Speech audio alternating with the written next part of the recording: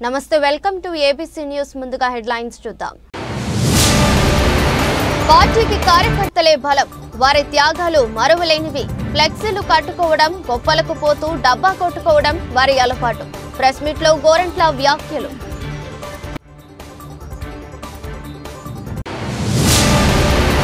వచ్చే గోదావరి వరదలతో నష్టపోతున్న 2500 ఎకరాల రైతుల్ని ఆదుకోండి రాజమండ్రి ప్రజా ప్రతినిధులకు అక్కినేని వనజ మనవి గోడ పత్రికను ఆవిష్కరించిన సిపిఐ నేతలు అంగన్వాడీలు నిబద్ధతతో విధులు నిర్వహించాలి అంగన్వాడీ గుడ్లు పాలు బాలామృతం వంటివి సక్రమంగా అందేందుకు జిల్లాధికారులు చర్యలు చేపట్టాలి సిపిఐ ఎంఎల్ పార్టీ రాష్ట్ర కార్యదర్శి పలువెల వీరబాబు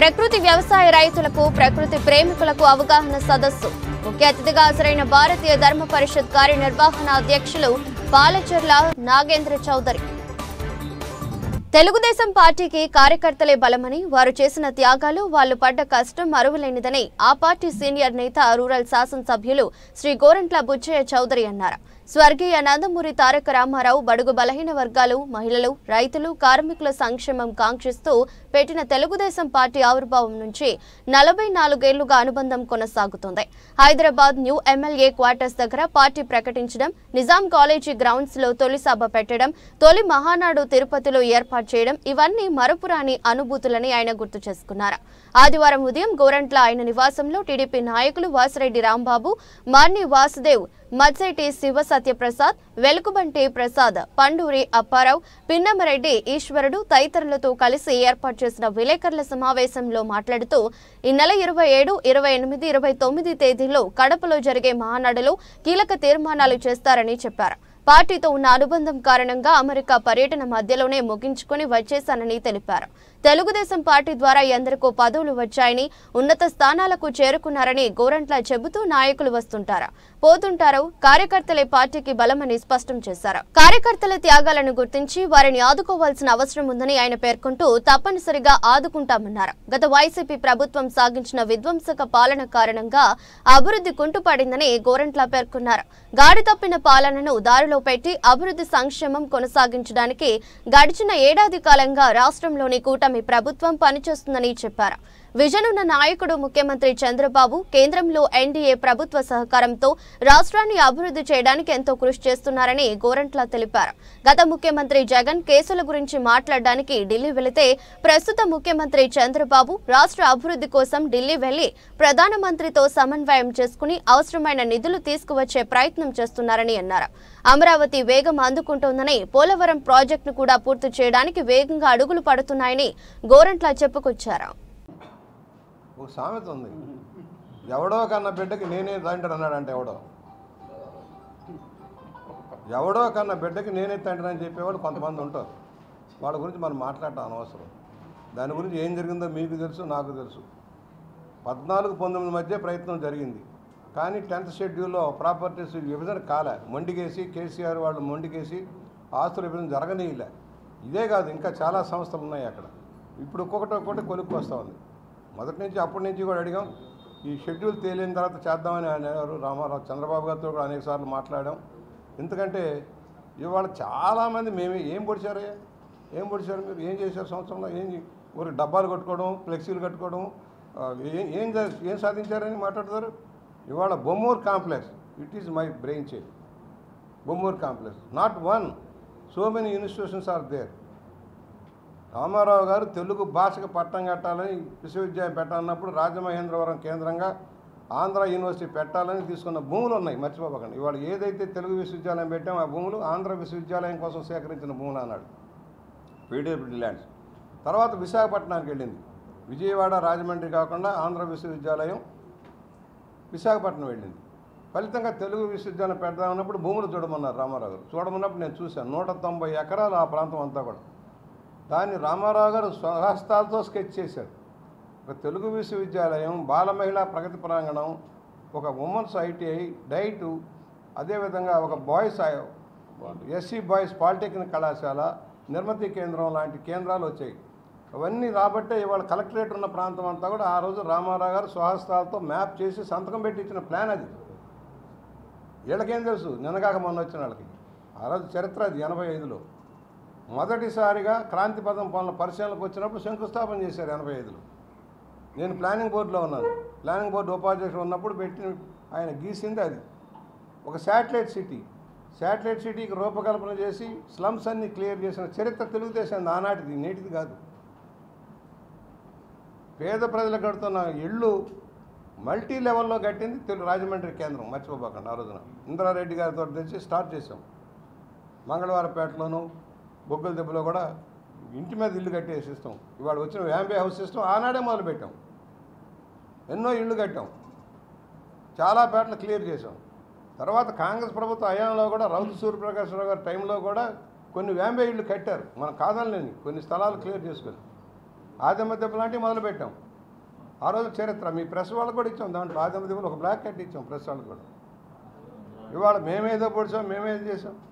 ఎవరిని అవమానపరుస్తారయ్యా? మీ తాతలు దిగిరావాలి నన్ను అవమానపరచాలంటే.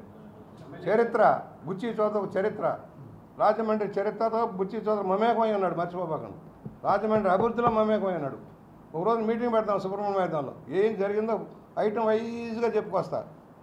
ఐటమ్ వైజ్గా బుర్ర జ్ఞానోదయం అయ్యేలాగా మీరు ఎప్పుడు చేస్తే అప్పుడే. రాష్ట్ర ప్రభుత్వ గ్రాంటు, యూనివర్సిటీ గ్రాంట్స్ తీసుకుంటాం, దానికి ప్రయారిటీ ఉంది. ఎందుకంటే ఆ తెలివి తక్కువ దద్దమ్మ పనులు చేసినాయి గత ప్రభుత్వాలు. దాన్ని తీసుకొచ్చి కొన్ని స్థలాలు కేటాయింపు చేశారు. మొన్న కూడా కలెక్టర్ గారికి వద్దన్నాను. అగ్రికల్చర్ కాలేజీకి నాకు పర్మిషన్ రావడం కోసం దాన్ని ఇవ్వాల్సి వచ్చింది. ఒక 10 ఎకరాలు భూమి సరిపోతుందని కొంత తీస్తున్నాం. అక్కడ ఆక్రమణకు గురైన తీయమన్నాం మొన్న నేను. ఇప్పుడు వీళ్ళకి ఏం తెలుసు? మేము చేసామని చెప్పుకునే బాబు కొడుకుల చరిత్ర ఎవడో తెలియదు. కానీ నేను చెబుతున్నాను, ఆ రోజున ల్యాండ్ ఆల్రెడీ సర్వే చేయించాను. గత 3 నెలలుగా సర్వే జరుగుతుంది. 3 నెలలుగా సర్వే జరుగుతుంది. భూమి అంతా కూడా ఆక్రమణలని తీయండి. ఎవడైనా గ్యాస్ స్టేషన్కి వాటి మధ్య ఇస్తారయ్యా? రిలయన్స్ గ్యాస్ సెంటర్ అక్కడ ఇచ్చారా? శ్మశానం ఇచ్చారా? ఏనమ్మా శ్మశానం అక్కడ పెడతారా? ఎవడైనా బుద్ధి జ్ఞానం ఉన్నాడు చేసే పనేనా అది? శ్మశానం పాలిటెక్నిక్ కాలేజీ ప్రాంగణంలో పెట్టారు. ఇవాళ వేస్ట్ మేనేజ్మెంట్ ప్లాంట్ నిర్వీర్యం అయిపోయింది ధవళేశ్వరానికి.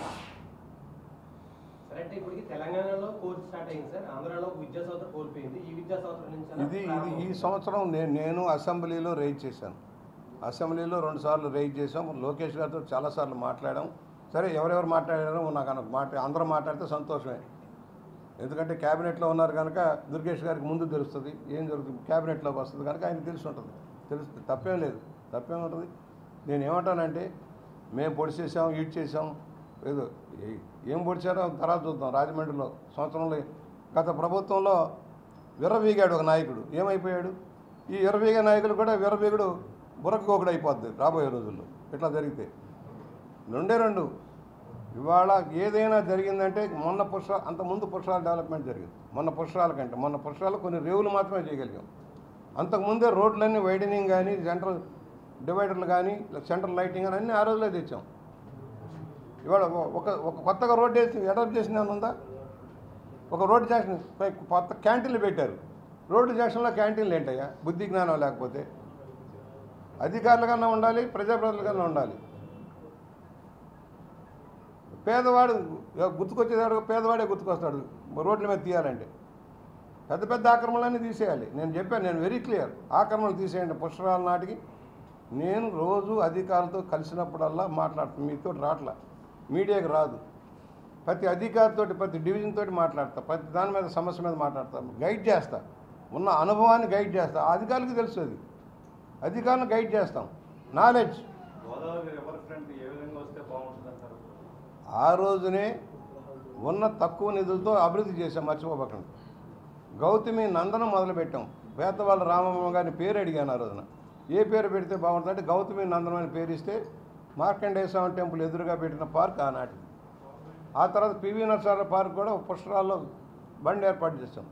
బండి ఏర్పాటు చేసాం, పైదాకా వచ్చి ఆగింది. ఆనాడు పెట్టిన విగ్రహాలు అయితే మీరేం పెట్టారయ్యా? రాజరాజ నరేంద్రుడు కానీ, ఎన్టీ రామారావు గారి విగ్రహాలు కానీ, వీరేశలింగ పంతులు గారి విగ్రహాలు కానీ, దామెర్ల రామారావు గారి విగ్రహాలు కానీ, గరికపాటి రాజారావు గారి విగ్రహం కానీ, అన్నీ బ్రహ్మదూత సుబ్రహ్మణ్యం గారి విగ్రహాలన్నీ నేను తెచ్చినాయి. మీరేం చేశారు? తీసేనండి, ఏం చేస్తారో చూద్దాం. ఆ రోజున ఒక రామారావు గారి విగ్రహంతో పాటు అసెంబ్లీ తీర్మానం ప్రకారం అసెంబ్లీలో నేనే రైజ్ చేశాను. ఈ గోదావరి తీరాన్ని ప్రకృతి సెల్యులాయిడ్ మీద ఎక్కించిన వారు బాపు రమణలు. వారి విగ్రహాలు పెట్టాలని నిర్ణయించాం. ఆ విగ్రహాలు తయారు చేయించాం, అక్కడ పెట్టాం. వీరేశలింగం గారి 2 విగ్రహాలు, ఒకటి ఆయన ఉన్న గృహానికి ఎదురుగా ఉన్న విగ్రహం కోటిపల్లి బస్ స్టాండ్ దగ్గర. చాలామంది ఎలా ఉంటారు, కోటిపల్లి విగ్రహం దగ్గర పగిలిపోతే ఎవడ పట్టించుకోవాలా, పోయింది పోయింది పోయింది చేసేవాడు. చేయించాను నేను, పెడతానే మళ్ళీ 2 ఏళ్ళు పట్టింది వాళ్ళకి విగ్రహం పెడతాను. గౌతమి లైబ్రరీ కూలిపోకుండా చూసిన వాడు ఏడి? ఆ రోజున భవనం కట్టించాను, ఆ విగ్రహాలన్నీ డిజిటలైజ్ చేయించాను. చరిత్ర తెలియని మూర్ఖులు ఎవడన్నా మాట్లాడాలి, ఆయనకేం తెలుసు, ఆయనకేం చేశాడు అనేవాడు. చెప్తాను, అదే చెప్పా. ఒకరోజు పెడతాను రండి. ఆటో నగర్ వచ్చిన, హౌసింగ్ బోర్డు కాలనీలు వచ్చిన, ఇవాళ పునర్నిర్మాణం ఈఎస్ఐ హాస్పిటల్ వచ్చినా నా వల్లే జరిగింది. ఆ రోజున రాజమండ్రిలో స్లమ్ లేదు, మర్చిపోకండి. There is no slum. IDSMT first part రాజమండ్రిలో చేసాం. హౌసింగ్ కాలనీలు భారీ ఎత్తున మొదలెట్టింది రాజమండ్రిలో. లో కాస్ట్ శానిటేషన్ ఇంటింటికి మరుగుదొడ్లు కట్టించింది రాజమండ్రిలో. ఇవాళ ఏదో డబ్బాలు కొట్టేస్తారు. ఒక రోడ్డు వైడింగ్ చేయమనండి.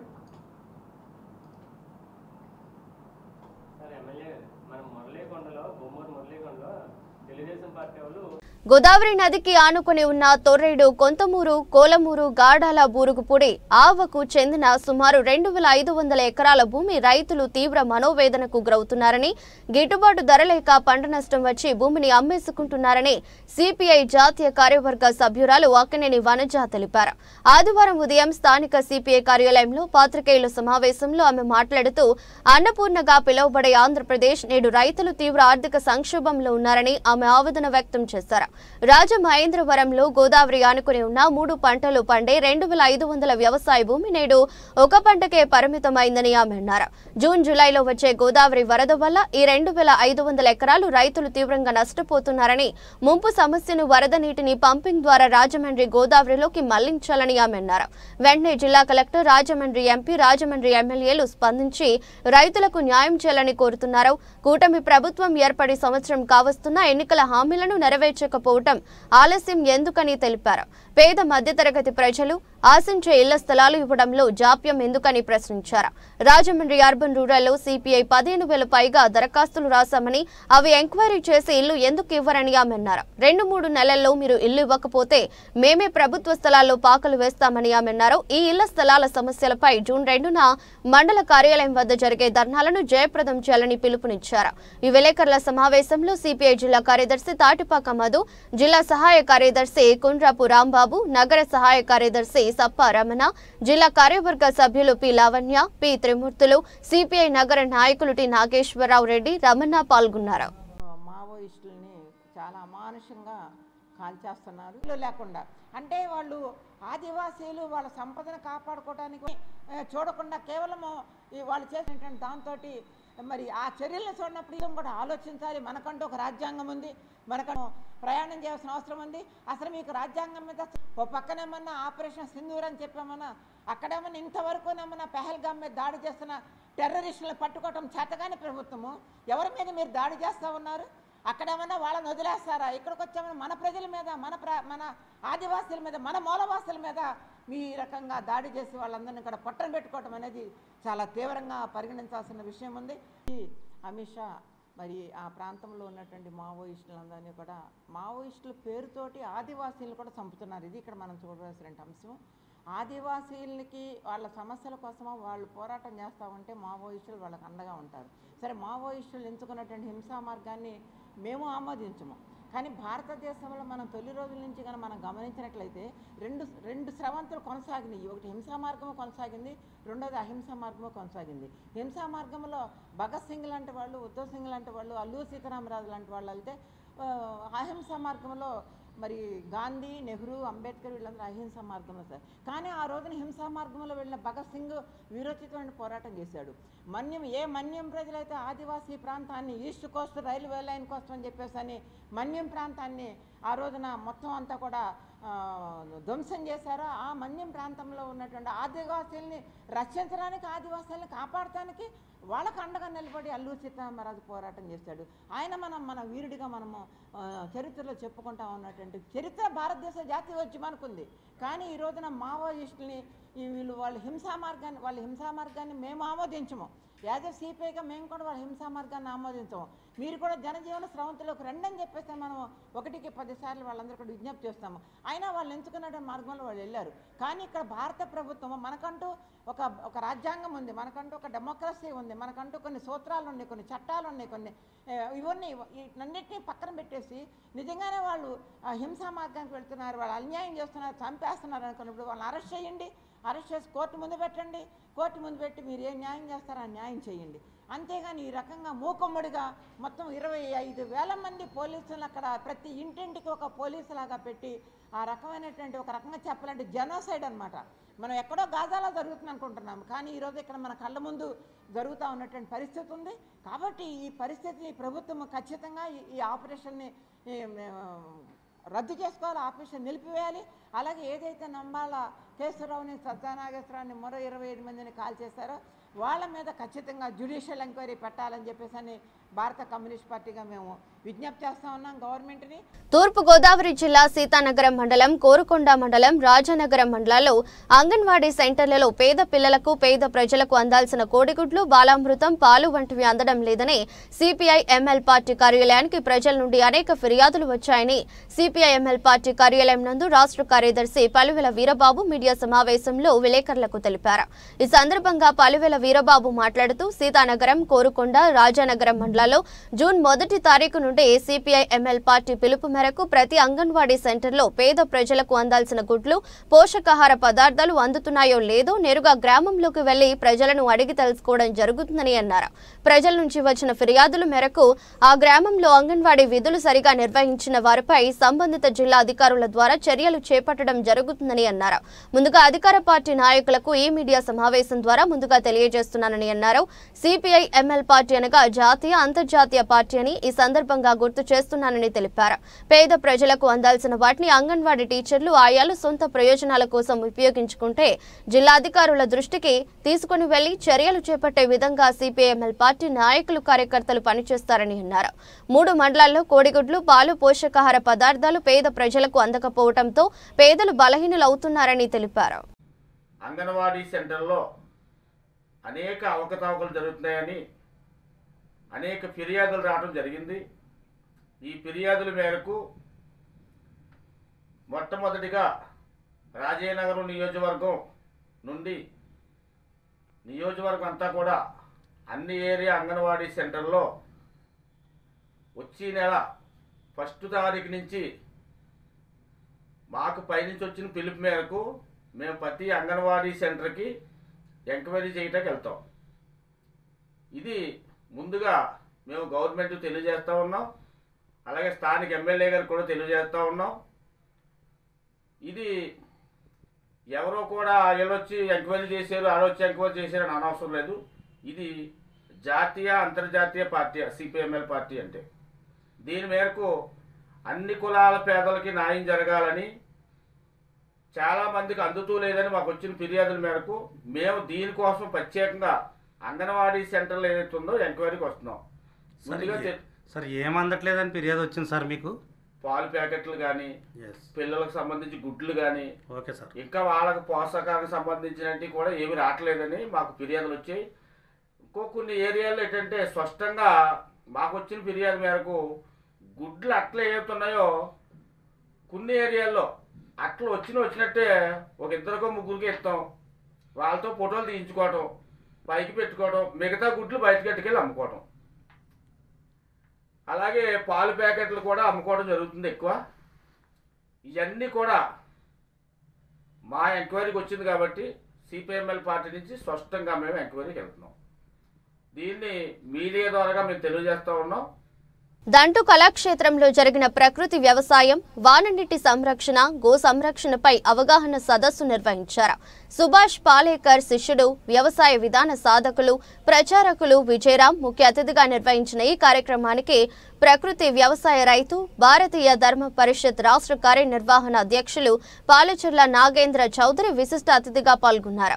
అనంతరం విజయరాం నాగేంద్ర చౌదరి చేసే ప్రకృతి వ్యవసాయం గురించి అడిగి తెలుసుకుని నాగేంద్ర చౌదరికి సలహాలు సూచనలు ఇవ్వటం, నాగేంద్ర చౌదరి చేసే ఆధ్యాత్మిక సేవా కార్యక్రమాలు, గో సంరక్షణ కార్యక్రమాలు, ప్రకృతి వ్యవసాయం అడిగి తెలుసుకుని నాగేంద్ర చౌదరిని అభినందించి సేవా కార్యక్రమాలకు, గో సంరక్షణ కార్యక్రమానికి, ప్రకృతి వ్యవసాయానికి సలహాలు సూచనలు నేను అందిస్తానని విజయరాం నాగేంద్ర చౌదరికి తెలిపారు. ఈ కార్యక్రమం వచ్చిన ప్రకృతి వ్యవసాయ ప్రేమికులతో నాగేంద్ర చౌదరి మాట్లాడుతూ కాకినాడ జిల్లాలో ప్రకృతి సిద్ధంగా ఎవరైనా కాయగూరలు, ఆకుకూరలు పండించి మాకు తెలియజేస్తే వాటిని కొనుగోలు చేసి మా హోటల్లో ప్రకృతి సిద్ధమైన కాయగూరలతో భోజనం పెడతానని చౌదరి తెలియజేశారు.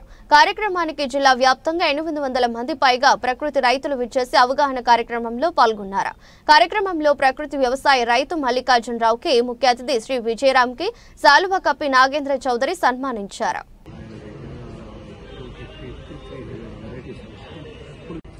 వాళ్ళకి శిక్షణ అనేది మనం ఇస్తాం.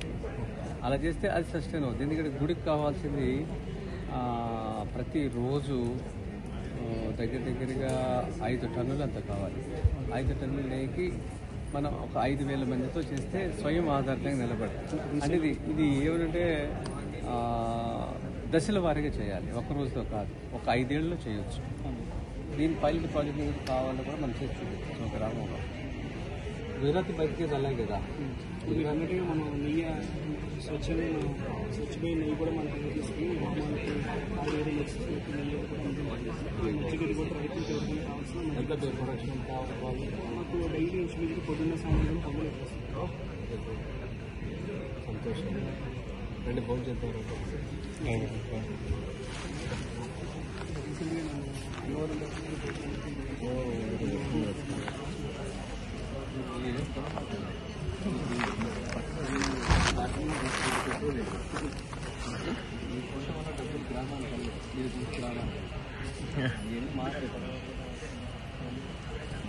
దీంతో ఓళ్ళు చూసుకోవచ్చా?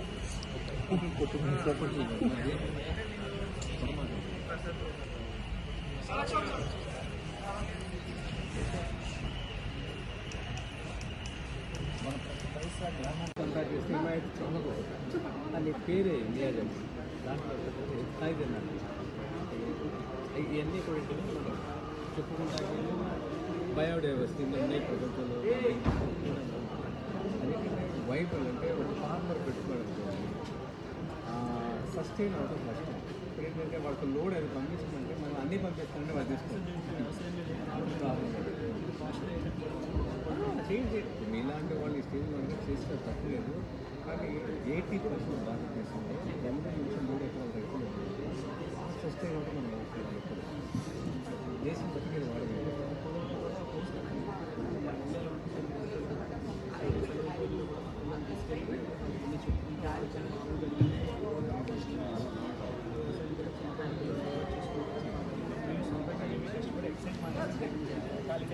అదే ఎక్సైజ్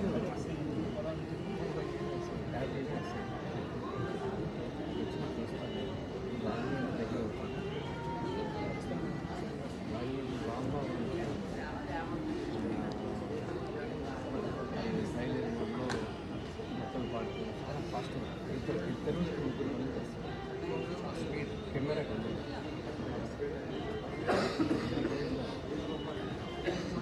ప్లాంటేషన్ క్రియేటర్ కూడా ఒక స్కీమ్ హైవేస్ తయారు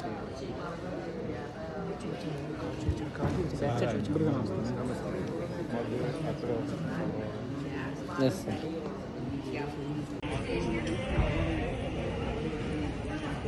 చిన్నప్పటి నుంచి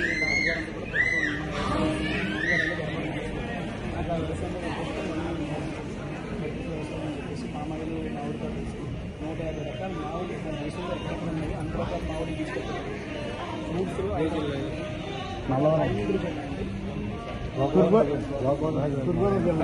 వెళ్ళిపోవాలంటే 500 రకాల ఫ్రూట్స్ ప్రకృతి వ్యవసాయంతో ఒక చెరువులో చెట్టుగా చెరువు పంపించి ఈ కోసాలు క్లీన్ చేసినాక చెరువులోకి వెళ్ళిపోతారు. ఆ చెరువులో అన్ని దేశం అవ్వలేదు. ఒంగోలు పెట్టుకున్నాం. ఒంగోలు చెరువులో నుంచి వాటర్ మొత్తం డ్రిప్ లైన్ ద్వారా స్ప్రింక్లర్ ద్వారా మామిడి తోటకి పామాయిల్ అంతా సప్లై చేస్తుంటారు. గత 7 సంవత్సరాల పాటు ఎప్పుడు కూడా మనం పెస్టిసైడ్స్ కానీ మందులు కానీ వాడకుండా ప్రకృతి వ్యవసాయం ద్వారా మనం చేసుకుంటూ మిగతా రైతులు కూడా మన దగ్గర ఉన్న ఆవు పేడ ఆవు పంచుకు ఫ్రీగా ఇస్తుంది. ఆవు పేడకలు తయారు చేస్తూ హోమాలకి మనం సప్లై చేస్తూ ఆధ్యాత్మిక కార్యక్రమాలు మనం గోవును కూడా ఎక్కడైతే విలేజ్లో కానీ ఎక్కడ తీర్థాలు కానీ పండుగలు కానీ జరిగినప్పుడు ఈ గోవుని ఆ ద్వారా సేవకులు కొంచెంమంది లేడీస్ ఒక 100 మంది ఉంటారు. వాళ్ళు తీసుకెళ్ళి గోవు యొక్క ప్రాముఖ్యత తెలియజేస్తూ మీరు మన గోవును రక్షించుకోవాలి. గోవు మన జాతీయ సంపద. గోవు ద్వారా ఈ ఉపయోగం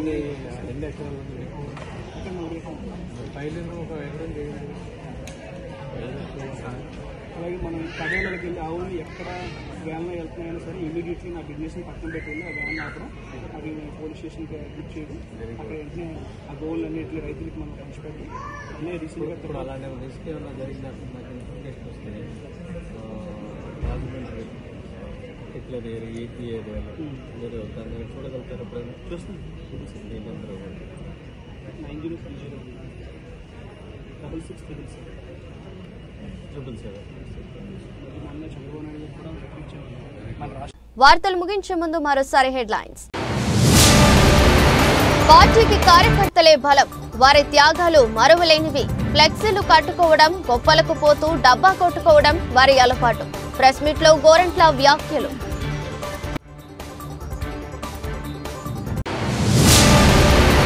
వచ్చే గోదావరి వరదలతో నష్టపోతున్న 2500 ఎకరాల రైతుల్ని ఆదుకోండి.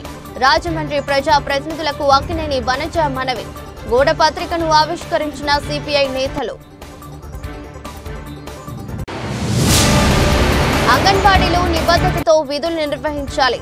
అంగన్వాడీ గుడ్లు, పాలు, బాలామృతం వంటివి సక్రమంగా అందేందుకు జిల్లాధికారులు చర్యలు చేపట్టాలి. సిపిఐ ఎంఎల్ పార్టీ రాష్ట్ర కార్యదర్శి పలువెల వీరబాబు.